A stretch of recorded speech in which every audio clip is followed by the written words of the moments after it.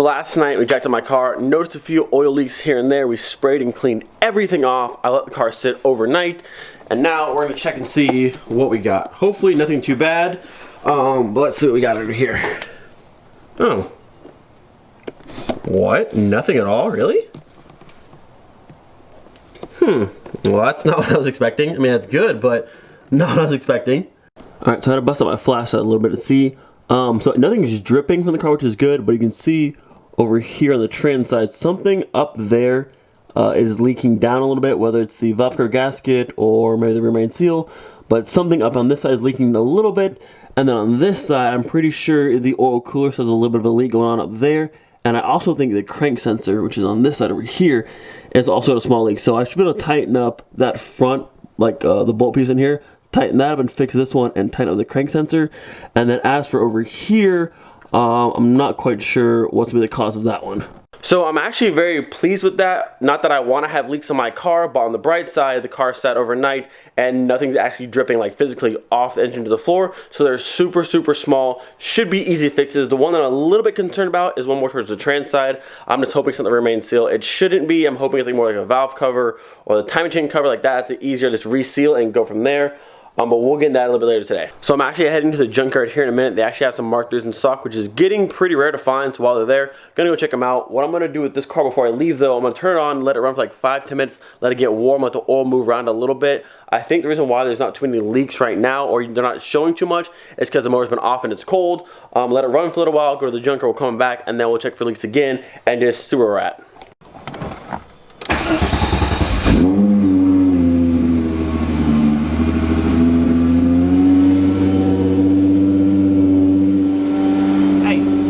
Hey, knock it off. Knock it off. Stop. Why are you so high right now? What's happening?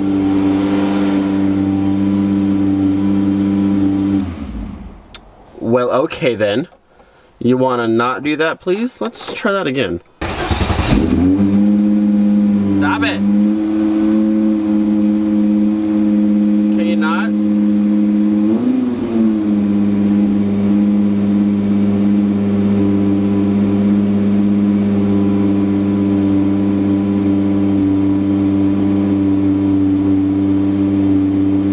To come down, that would be great. That'd be great. Like anytime now would be dope. Well, to add to my oil leaking issue, we can now add revving issue to that list of things, and I'm not sure why it's doing that. That's very interesting. Maybe because the car is sitting like this, but I mean, I can't see why that would happen. I spoke too soon. I said the car is running so well, and now we're going back downhill. Here's what it is. Hey, what's your deal today? Stop. The only thing I can think of that would be causing my car to rev start like that, which is the same thing when on my 2.0. There's one sensor right here on the coolant flange, this brown one right here, that has 4 wires going in. Mine's been broken. One of the wires has been broken for a while. I have a replacement one. I've just been, very lazy, and I haven't swapped it out yet. So that's the only thing right now I can think of for it to cause it to rev like that. So when I get back home, we'll check for leaks, and we'll also swap that out and see if it fixes our problem, because starting my car up right to 2K isn't fun, and it's kind of really loud. So let's try and sort that out today. Dude up here is just holding a wheelie down this back road. Alright, I see you. I see you. Hitting up the good old you pull and pave first. I prefer Central Florida over this one just because Central Florida has concrete and this one's all dirt. But there's way more Mark IIIs here, so I figured I'd start here today. I'm really hoping for some like holy grail type find today, because it's been a while since I found anything like really good at the junkyard. This is actually the junkyard where I found my vented fender from. That was years and years ago, but it's been a long time since I found something really just cool and rare. So fingers crossed for today. I'm gonna film this Sentra real quick, or what's left of this Sentra. But there are what looks to be bolt holes like all over this thing. Through the door, the back door, the rear quarters all I hold up. Good Lord. Wow, there's a LZ sticker. Dude, this thing got wrecked. You can see all the entry holes on that side, and then on the driver's door, all the exit holes here. Wow. That's wild. So not quite what I was looking for, but I actually found a Mark V GLI, which is pretty sick to see. So I was kind of going over the car a little bit because I have a Mark V and it's got this cool dead pedal, so I'm gonna grab that. And also I finally found a manual Mark V polished shift bezel. So I'm gonna grab that out of this car and try to make it fit in Miley. Not bad. So I can snag this car for the Mark V over for Miley. Okay, definitely not our best junkyard day, but it wasn't all terrible, but I didn't find that like that holy grail kind of thing that I wanted to find, but it is what it is. Got a handful of things here. I'm actually pretty hyped on that because I'm gonna try and make this bezel piece here work inside of Miley because that chrome trim looked really nice. I've been wanting one for a while. I like how thin this one is, so that's kind of perfect. If we can make it work, I don't know if it will or not, but we're gonna try. This is a very nice, like an aluminum, the dead pedal out of a Mark V GLI, which will fit in my Mark V. And then these two pedals are out of a Mark IV GLI. This is like the Audi TT pedal set. These two will fit in the Mark V. That one will not, because the pedal is different. So I don't know, I have that. And then over here, I grabbed a set of Mark V needles. Not quite sure what to do with these just yet, but I like the little silver bezel here. Not quite polished or chrome, but maybe try and make these work for something. All right, let's check on Miley and see how she's doing in terms of leaks on the car. Hopefully none, but we'll see. Still none. That's a good sign at least. So seeing as this car took, I would say, a few weeks to leak that little bit that it did, because I haven't been checking into the car in a while. And I've ran the car a whole bunch, but to see that from yesterday to today, after I wiped everything up and cleaned it down, that it's not leaking enough to leak overnight, and I ran the car for a little while earlier, and it's still not leaking, so I'm not really too concerned that it's like a major oil leak. I obviously still want to go into there and tighten things up, make sure it's not leaking anymore, but it's not like a bad leak, so that's always good. Looking over here, that's the wire there. You can see that top one on that brown connector that's broken. That might be caused from a rev start, I'm not quite sure. But if you look up here at these bolts right there, you can see some oil right in there. So I'm thinking the valve cover gasket is leaking, or maybe the timing chain cover, but the timing chain hits back over here and the oil is like right up here. So I think my valve cover gasket might be leaking a little bit. I just really don't feel like pulling off all this stuff on the top right now. I really want to pull this apart, but I'm gonna. But we're gonna. I look down the side and you can see some oil. I just don't know where it's coming from, so we're gonna go ahead and pull. If I can get these out of here, good lord. There we go. We're gonna go ahead and pull all of this top section off, pull off the intake manifold here, pull off all the engine covers, and find where this oil is coming from. Because I'm curious and I want it to stop. It's not a big deal, but if I can keep it from leaking, that'd be cool. The fun of owning a car in general. Okay, first step down. Engine covers are off. I can see a little bit more stuff now. It looks like there's a bit of oil residue right here on like the bottom, the top side of the valve cover here, but like underneath where the oil cap is. It might actually be leaking from here. There's a lot of residue like around the base of this. And then what else do I see? I don't see any going down the side here or there.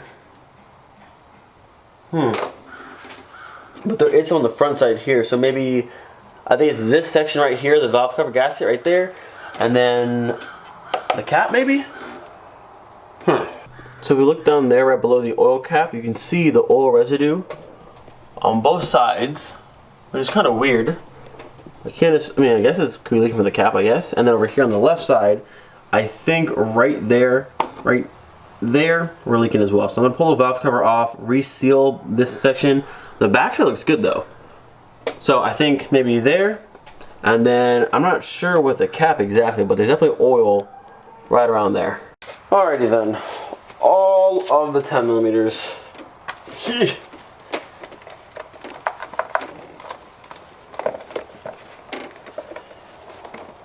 Up now.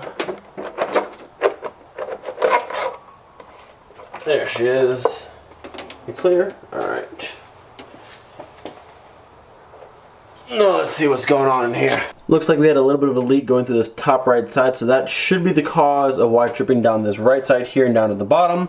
The rest of it all looks good. The cams look good, so that's good. So I'll go ahead and clean off the old silicone and get some new stuff on there and seal it back up. We shouldn't have any problem. The back side Backside was good, so just this front corner that's having an issue, but that's pretty easy to fix.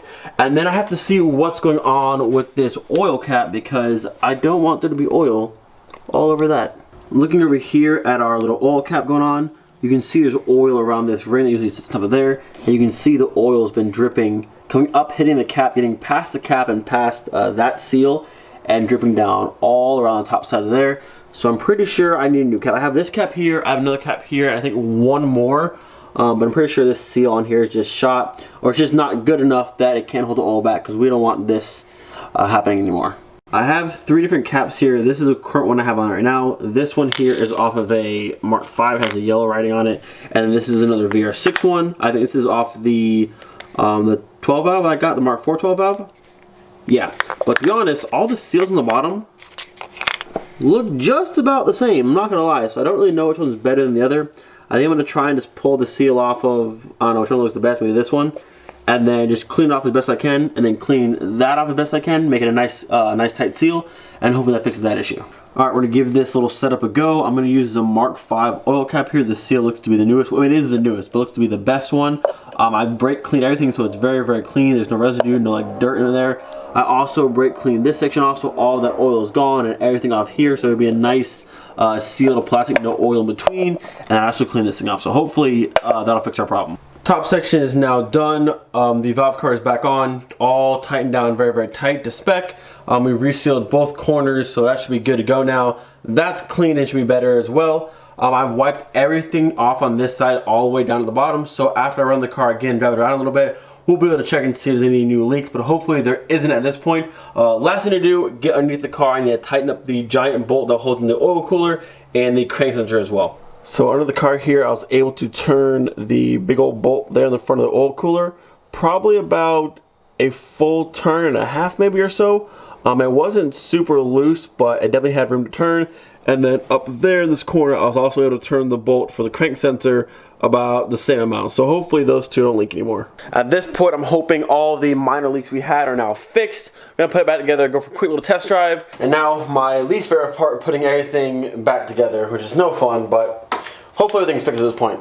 Actually, and voila. So much easier that way, much better.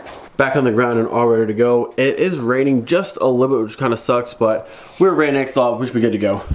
Also, I just remember I didn't fix that sensor or that one connection in the front, and so it'll be interesting to see how this startup goes. If it's still revving to the moon, which I hope it's not, but we'll see. Down, down, down. Ah, much better. So maybe she doesn't like being tilted backward like this. I don't know. Better, much better. Thank you. All right, let's go for a spin.